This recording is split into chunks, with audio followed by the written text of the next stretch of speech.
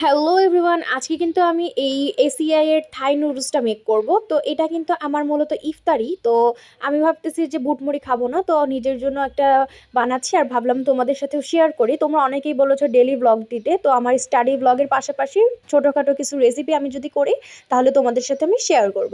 তো প্রথমে কিন্তু আমি আলু আগেই দিয়ে দিয়েছিলাম, বয়েল করে নিয়েছি। আর এরপরে 5-7 মিনিট পরে কিন্তু আমি নুডলসটা দিয়ে দিচ্ছি। নুডলসটার আগে কিন্তু আমি এই পানির ভিতরে একটুখানি লবণ দিয়েছি আর সাথে একটুখানি অয়েল দিয়েছি যাতে করে নুডলসটা চ্যাপচ্যাপে না হয়ে যায়। তো আমি এখানে প্রায় 10 মিনিটের মতন এটা সুন্দরভাবে করার পরে, সিদ্ধ করার পরে এখন কিন্তু পানি দিয়ে সাথে সাথেই আমি ধুয়ে নিব। সাথে সাথে পানি দিয়ে না ধুলে কিন্তু এটা একদম লেগে থাকবে আর নুডলসটা মানে একদম দলা হয়ে থাকবে। তো এরপরে আমি একটা ফ্রাই প্যান নিয়ে নিলাম। এখন একে একে আমি টমেটো, পরে ক্যাপসিকাম নিয়েছি, কিভাবে কিউব করেছি সেটা তো দেখতেই পেরেছো। এরপরে পেঁয়াজ কুচি আর মরিচ কুচি নিলাম।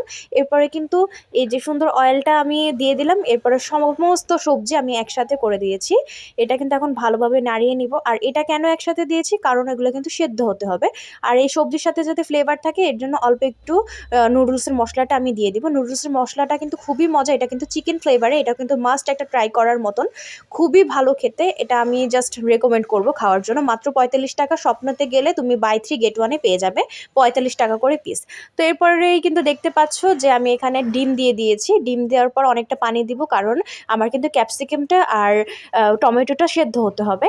আমি ঝাল বেশি খাই দেখে এখানে আমি একটু ঝাল অ্যাড করেছি, মানে মরিচ অ্যাড করেছি। তোমরা চাইলে করতেও পারো, নাও করতে পারো।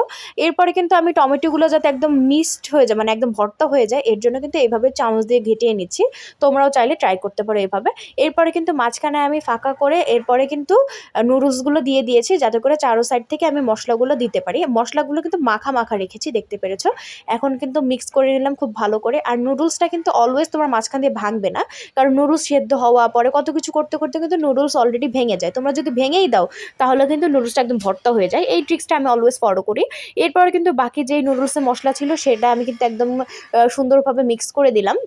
আর ভালোভাবে প্রায় 1-2 মিনিট তোমরা নাড়াচাড়া করেই কিন্তু রেডি হয়ে যাবে। এই যে ভেতরটা কেমন কালার সেটা দেখে নিয়েছো, কারণ আমি ভাবলাম যে দূর থেকে দেখা যাচ্ছে কিনা, এর জন্য একটু দেখিয়ে দিলাম আর কি। রোলসটা খুব ভালোভাবে আমি প্রায় 2-3 মিনিট করে ফেললাম, তো রেডি।